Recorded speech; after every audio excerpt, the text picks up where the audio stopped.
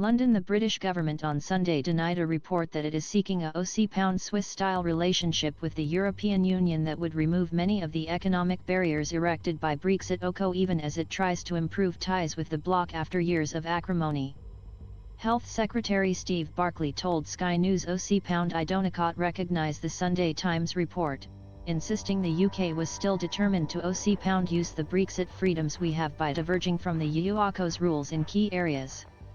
Switzerland has a close economic relationship with the 27-nation EU in return for accepting the bloc rules and paying into its coffers. The UK government said £pound Brexit means we will never again have to accept a relationship with Europe that would see a return to freedom of movement, unnecessary payments to the European Union or jeopardise the full benefit of trade deals we are now able to strike around the world. But despite the denials, the new Conservative government led by Prime Minister Rishi Sunak wants to restore relations with the EU, acknowledging that Brexit has brought an economic cost for Britain.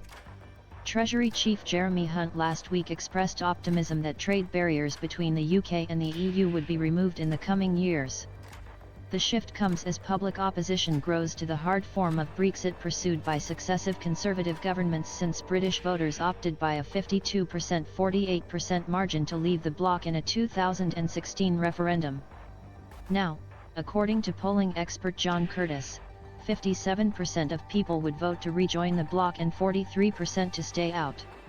When the UK was negotiating its divorce from the EU, Conservative governments under Prime Ministers Theresa May and her successor Boris Johnson ruled out remaining inside the EU's borderless single market or its tariff-free customs union. Politicians who wanted closer ties were ignored or pushed aside. The divorce deal struck by the two sides in 2020 has brought customs checks and other border hurdles for goods, and passport checks and other annoyances for travelers. Britons can no longer live and work freely across Europe, and EU citizens cannot move to the UK at will. The British government's fiscal watchdog, the Office for Budget Responsibility, said last week that leaving the EU has had £pound a significant adverse effect on UK trade.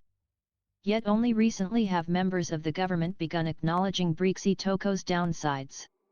Hunt, who last week announced a £55 billion, $65 billion, package of tax increases and spending cuts to shore up an economy battered by soaring inflation, acknowledged Brexit had caused £pound trade barriers with the UK's nearest neighbours. £pound unfettered trade with our neighbours is very beneficial to growth, he told the BBC, and predicted that the £pound vast majority of barriers would be removed although it would take years. Any move to rebuild ties with the EU will face opposition from the powerful Eurosceptic wing of the Conservative Party. Even the opposition Labour Party reluctant to reopen a debate that split the country in half and poisoned politics. Says it won't seek to rejoin the bloc, or even the EU's single market, if it takes power after the next election. Sunak, who took office last month, is a long-time Brexit supporter, but also a pragmatist who has made repairing the economy his top priority.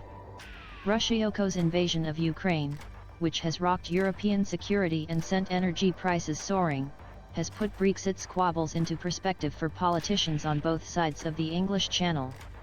Sunak wants to solve a festering feud with the EU over trade rules that have caused a political crisis in Northern Ireland, the only part of the UK that shares a border with an EU member nation. When Britain left the bloc, the two sides agreed to keep the Irish border free of customs posts and other checks because an open border is a key pillar of the peace process that ended 30 years of violence in Northern Ireland. Instead, there are checks on some goods entering Northern Ireland from the rest of the UK. That angered pro-British unionist politicians, who say the new checks undermine Northern Ireland's place in the United Kingdom. They are boycotting Belfast's power-sharing government, leaving Northern Ireland without a functioning administration. The UK government is pinning its hopes on striking a deal with the EU that would ease the checks and coax Northern Ireland's unionists back into the government.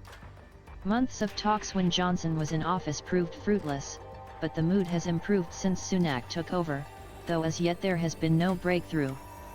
Follow Apaco's coverage of Brexit at https://appnews.com/hub/Brexit and of British politics at https://appnews.com/hub/British politics.